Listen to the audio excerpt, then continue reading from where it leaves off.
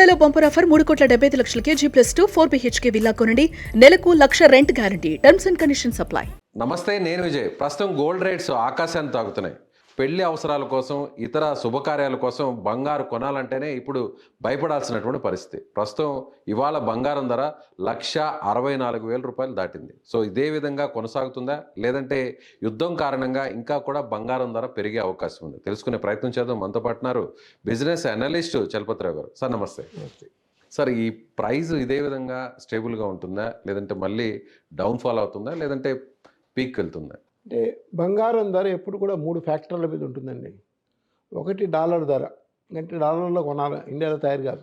2 demand, రెండోది పెళ్ళిళ్ళ season మొదలైంది. పెళ్ళిళ్ళ సీజన్ పీక్లో ఉంది.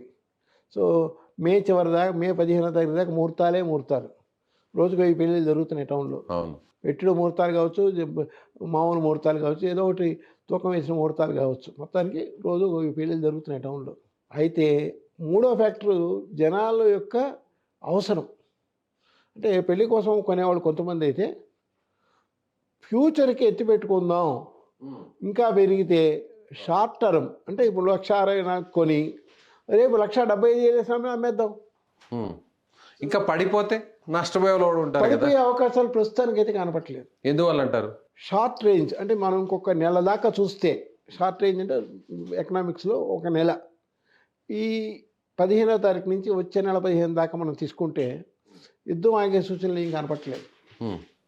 రెండోది, ఇంధన కొరత రాబోతోంది. చాలా దేశాల్లో ఆల్రెడీ వచ్చేసింది. ఎల్పిజి ప్రాబ్లం కూడా మనం చూస్తున్నాం. గ్యాస్ గవర్నమెంట్ కూడా 40 రోజులకు ఒక్కసారి సిలిండర్ ఇస్తుంది. అఫీషియల్గా ప్రకటించారు 40 రోజులకి ఒక సిలిండర్.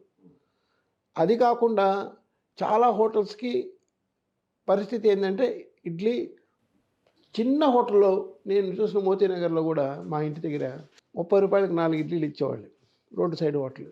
ఇవాళ 40 చేశారు. వడ 40 రూపాయలు చేసేది ఇవాళ 50 రూపాయలు చేశారు. అంటే దీని యొక్క ఇన్ఫ్లేషన్ కూడా బంగారం మీద కనిపిస్తుంది. జనరల్ ఇన్ఫ్లేషన్ 5% ఉంటే బంగారం యొక్క ఇన్ఫ్లేషన్ 6% ఉంటుంది హిస్టారికల్ డేటా ప్రకారం. గవర్నమెంట్ రేట్ కన్నా 10% ఇన్ఫ్లేషన్ ఉందని చెప్తే గోల్డ్ కనీసం 11 నుంచి 12% పెరుగుతుంది ఆ ఏడాది. అంటే జనాలు అలా చూస్తారు. అంటే డిమాండ్ ఉందా లేదా సంగతి చూడాలి. అందరూ పెంచారు కదా, పెంచమనం కూడా. ఈ 3 ఫ్యాక్టర్లు చంపేస్తాయి దాన్ని. ఇప్పుడు 92.50 పైసలు అయిపోయింది డాలర్. ఇది ఇంకొక వారం లేదా 7 డేస్ తర్వాత లేదా 8 డేస్ తర్వాత 93 టచ్ అవుతుంది. 93 టచ్ అయినప్పుడు ఆటోమేటిక్గా గోల్డ్ పెరగాలి కదా, అంతే కదా, వేరే ఆప్షన్ లేదు. 164 ఉన్న గోల్డ్ వచ్చే వారం 170 అయిపోతే నేనేమో ఆశ్చర్యపోను. ఆ తర్వాత అది ఇట్లాగే ఈ షార్ట్ పీరియడ్, అంటే 1 మంత్ ఇలాగే యుద్ధం కొనసాగితే మళ్ళీ 1,90,000 1,95,000కి మధ్యలో వచ్చేస్తుంది. 1 మంత్లో వచ్చేస్తుంది. వితిన్ 1 మంత్ పీరియడ్లో. అంటే ఇన్ఫ్లేషన్, బికాజ్ ఇన్ఫ్లేషన్ 4% ఉన్నది, ఈరోజు 5% అయిపోయింది. బిజినెస్ అనలిస్ట్గా ఇప్పుడు ఎవరన్నా బంగారం మీద పెట్టుబడి పెట్టాలి, మీరు అన్నట్టుగా ఒక 10-20 రోజుల వరకే తాత్కాలికంగా పెట్టుబడి పెట్టి చేసుకో, రైట్ టైం ఇది? రైట్ టైమే. షార్ట్ టర్మ్ గెయిన్స్ మనకి 2% వచ్చినా 3% వచ్చినా లాభమే కదా. షార్ట్ టర్మ్లో 3% వచ్చిన అద్భుతమే. సంవత్సరం అంతా బ్యాంకులో వేసుకుంటే నీకు 7% ఇస్తున్నారు. షార్ట్ టర్మ్లో ఒక నెలలో నీకు 5% 6% వచ్చిన అద్భుతమే కదా. సరే, ఓకే, మీరు అన్నట్టుగా వార్ వల్ల, ఈ సిచ్యువేషన్ వల్ల హైక్ అవుతుంది అనుకుంటున్నాం. ఆల్ ఆఫ్ సడన్ ఒకవేళ ఇరాన్, ఇజ్రాయెల్, అమెరికా మధ్య వార్ ఆగిపోతే అప్పుడు సిచ్యువేషన్ ఏంటి? పడిపోతుంది కదా మరి. వార్ ఆగిపోవడానికి సూచనలు ఏం కనపట్లేదండి. ఎందుకంటే నిన్న రష్యా కూడా మద్దతు ఇచ్చింది ఇరాన్కి. Iran has every right to fight అని చెప్పేసి వెళ్ళిపోతుంది. ఇరాన్ హ్యాస్ ఎవ్రీ రైట్, మేము సపోర్ట్ చేస్తామని చెప్పాడు. సో అటు చైనా సపోర్టు, ఇటు రష్యా సపోర్ట్ ఉన్నప్పుడు యుద్ధం అవుతుందని అనుకోవట్లేదు. యాక్చువల్గా ఇజ్రాయెల్, ఇరాను 2 పావులు యుద్ధం జరిగేది వాళ్ళ ముగ్గురు మధ్య. వెనక అమెరికా, రష్యా, చైనా మధ్యలో ఎవరి ఆధిపత్యం ఎంత ఉంది తేల్చుకోవడానికి ఇది ఒక సువర్ణ అవకాశం. దీన్ని ఎవరు వదులుకోరు. అమెరికాని దెబ్బతీయాలని చైనాకు ఉంటుంది, రష్యాకి ఉంటుంది. ఈ రెండింటిని దెబ్బతినాలి ఈ యుద్ధం పేరుతోని అమెరికాకి కూడా ఉంటుంది. మధ్యలో మనకేమన్నా మూడుతుందేమో అని నిన్న మన వాళ్ళు హెచ్చరిక జారీ చేశారు. ఇది విశాఖపట్నం నుంచి 2,500 కిలోమీటర్ల దాకా, అంటే ఆస్ట్రేలియాకి పోయే దారి, విశాఖపట్నం నుంచి ఆస్ట్రేలియాకి పోయే సముద్ర దారి లైన్ ఉందని, అక్కడ దాకా క్షిపణిని ప్రయోగిస్తున్నాము. ట్రయల్ బేస్డా లేకపోతే మనం కూడా రెడీగా ఉన్నాం. ఏమో మనం మన ఎత్తున పడితే రీసెర్చ్లో భాగంగా టెస్ట్ చేశారు. చేయాలి తప్పదు. ఉమ్, నేను ఇచ్చే స్టేట్మెంట్ 16వ తారీఖు నుంచి 18వ తారీఖు పొద్దున్న లోపల ఈ దారిలో ఎవ్వరు కూడా రూట్ ఇచ్చేశారు, నోటం జారీ చేశారు. నోటం జారీ చేశారు. ఈ రూట్లో ఎవ్వరు కూడా ఫ్లైట్లు కానీ పడవలు కానీ పోకూడదని. అంటే సేఫ్టీ పర్పస్ అంటారా ఇది? అంటే మన మీద ఇప్పుడు అటాక్ ఎవరు చేసే అవకాశం ఉందంటారు? ఏమో ఎవరు తెలుసు. ఉమ్, ఇప్పుడు ఇది ఇరాన్ మీద జరుగుతుందని ఎవరు ఊహించలేదు. మనం ఇరాన్తో మంచిగా ఉండి ఇరాన్ వాళ్ళు ఏం చెప్పారు, భారతదేశానికి చెందిన చమురు నౌకలు వదిలేస్తున్నామని చెప్పాడు. ఉమ్, ఒకటి వచ్చేసింది కదా నిన్న, అవును, ఇంకోటి కూడా వచ్చేసింది. ఇంకోటి కూడా వస్తుంది, సగం దారిలో ఉంది. మరి వాడికి కోపం వస్తే, ట్రంప్ గారికి కోపం వస్తే మనం కూడా 2000 కిలోమీటర్ల లోపల ఎక్కడున్నా కొట్టేయగలమని చెప్పాలి కదా ప్రపంచానికి చెప్పాలి కదా మరి.